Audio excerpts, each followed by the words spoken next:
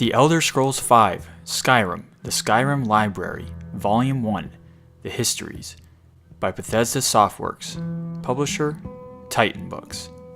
Skyrim, A Brief History of the Empire, by Stronach Katoj III, Imperial Historian. Part 3. The first volume of the series told in the brief the story of the succession of the first 8 emperors of the Septim dynasty, from Tiber I to Kintyra II. The second volume described the War of the Red Diamond and the 6 emperors that followed its aftermath, from Uriel III to Cassander I. At the end of that volume, it was described how Emperor Cassander's half-brother Uriel IV assumed the throne of the Empire of Tamriel. It will be recalled that Uriel IV was not a Septim by birth. His mother, though she reigned as empress for many years, was a dark elf married to a true Septim emperor, Pelagus III. Uriel's father was actually Kitaria I's consort. After Pelagus' death, a Breton nobleman named Galanvir Lariat. Before taking the throne of empire, Cassander I had ruled the kingdom of Wayrest, but poor health had forced him to retire. Cassander had no children, so he legally adopted his half-brother Uriel and abdicated the kingdom. 7 years later, Cassander inherited the empire at the death of his mother. 3 years after that, Uriel once again found himself the recipient of Cassander's inheritance.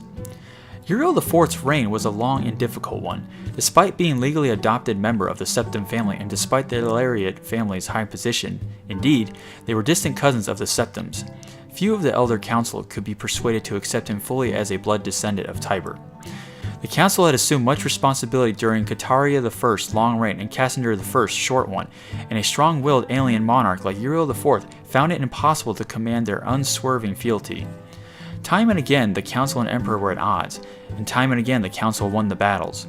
Since the days of Pelagus II, the Elder Council had consisted of the wealthiest men and the women in the empire, and the power they wielded was conclusive. The council's last victor over Uriel I was Pathamius. Andorak, Uriel IV's son, was disinherited by the vote of council, and a cousin more closely related to the original Septim line was proclaimed Sepphoris II in 3rd E 247. For the first 9 years of Sepphoris II's reign, those loyal to Andorak battled the imperial forces.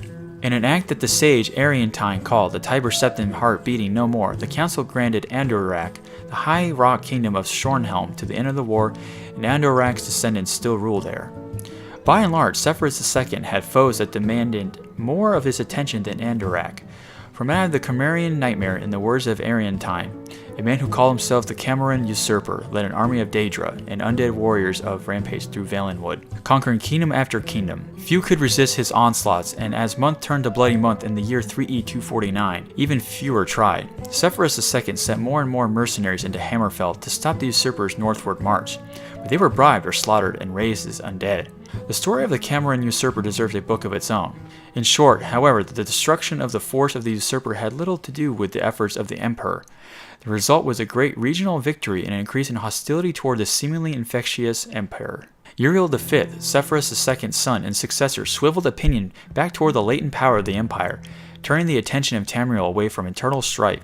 Uriel V embarked on a series of invasions beginning almost from the moment he took the throne in 3E 268. Uriel V conquered Roscara in 271, Cathanaqui in 276, and Yalessa in 279, and Ezrainet in 284. In 3E 288 he embarked on his most ambitious enterprise, the invasion of the continent kingdom at Akavir. This ultimately proved a failure, for 2 years later Uriel V was killed in Akavir on the battlefield of Ionith. Nevertheless, Uriel V holds a reputation second only to Tiber as one of the 2 great warrior emperors of Tamriel. The last 4 emperors beginning with Uriel V's infant son are described in the 4th and final volume of this series.